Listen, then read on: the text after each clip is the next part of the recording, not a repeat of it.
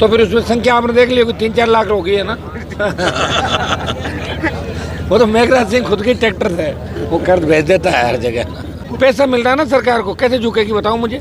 बदमाश है, माफिया तो माफिया होता है। आप देख, हमारी परसों गढ़साना के अंदर है, फिर टोंक के अंदर करेंगे, राजधानी घेरेंगे, ईडी का दफ्तर घेरेंगे, और तब तक सरकार झुक जाएगी। सरकार के घुटने टिकवा देंगे। जब गहलोत की सरकार जिन लोगों ने बचाई वो सारे के सारे बजरी माफिया के साथ खड़े हैं। मेरे लिए तो पिछले 15-20 साल में ये रातें जो है, पता नहीं कितनी रातें निकल गई। मैं तो 5-5 बजे तक बैठा रहता हूँ।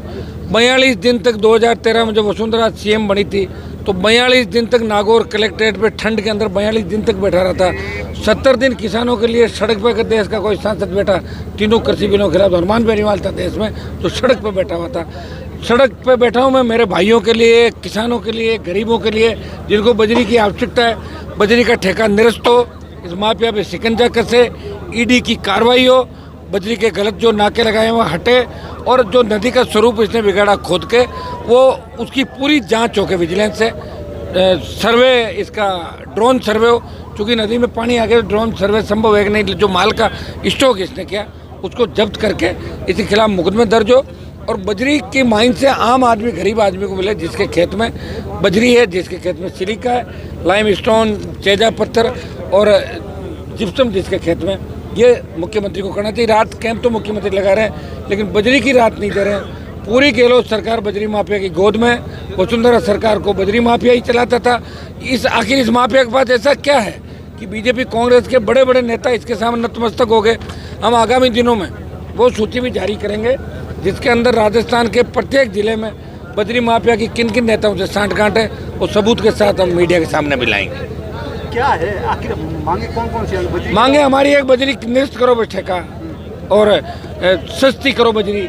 ठेका तो निरस्त कर दो। बजरी अगर सरकार लेती 50 रुपये, 60 रुपये, 100 रुपये के अंदर बजरी दो किसानों को, और इसकी जांच कराओ सारी मामले की। जो इसने खोदा है, जो रेवेन्यू का लॉस किया राजस्थान को, वो कौन देगा पैसा बताओ मुझे। 3 मीटर खोदना था, 30 मीटर खोद दिया, पूरा खोद के ले गया। इसके अंदर कौन कौन लोग इन्वॉल्व है, हम ये जांचें कराना चाहते हैं। और हमारा मकसद यही कि आम आदमी, गरीब आदमी को राहत मिले, इसलिए बजरी माफिया के खिलाफ हल्ला बोल राजस्थान में राष्ट्रीय लोकतांत्रिक पार्टी करे। बालोतरा के अंदर भी आपने आंदोलन किया था बजरी को लेके, वो आंदोलन अब राजस्थान तक पहुंच गया। पूरे राजस्थान में धुआंधार तरीके से राजधानी को घेरेंगे हम 2-5-7 दिन बाद ही, देखना आप। और ईडी के दफ्तर का भी घेराव करेंगे, और ईडी को इसके अंदर लेके आएंगे बजरी में। जिस तरह पेपर लीक मामले में ईडी आई, बजरी का बड़ा खेल है, इसमें बीजेपी के बड़े नेता भी नपेंगे, और कांग्रेस पार्टी इसकी आंच मुख्यमंत्री तक जाएगी, और पूर्व मुख्यमंत्री तो पूरी तरह बजरी के इस घेरे के अंदर आ जाएगी। वो आंदोलन रैली करने की बजरी है ना, बजरी बालोतरा धोरीमना बजरी का इलाका है, तो बजरी के इलाके में रैली करेंगे। और कहाँ करें बताओ। बाड़मेर में मैंने 5 लाख लोगों की रैली करी थी ना पहले। हमारा मकसद अभी रैली करके कोई पॉलिटिकल माइलेज लेना नहीं है।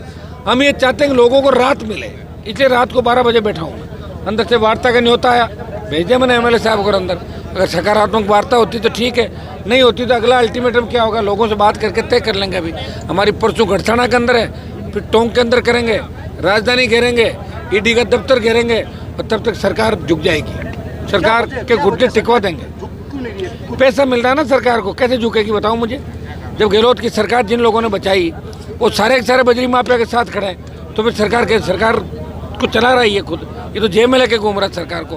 कांग्रेस भी जेब में, बीजेपी जेब में, और तो और अगर कोई बोले तो उसके खिलाफ 15-20-50 अपने जो नौकरी करते हैं उनको जातिवाद के बयान जारी करा के, और हमारे खिलाफ जाति जेल भी खोलने की कोशिश कर रहा है। बदमाश है, माफिया तो माफिया होता है। आप देखिए, माफिया आसानी से काबू में नहीं आता। माफिया को काबू में करने के लिए बहुत लड़ाई लड़नी पड़ती है। वो लड़ाई हम जानते हैं कि माफिया को काबू में कैसे किया जाता है। बालोतरा के अंदर अभी आपके खिलाफ एक प्रदर्शन भी हुआ था, ट्रैक्टर रैली निकाली थी आपके बयान को लेके, तो फिर उसमें संख्या आपने देख ली 3-4 लाख हो गई है ना।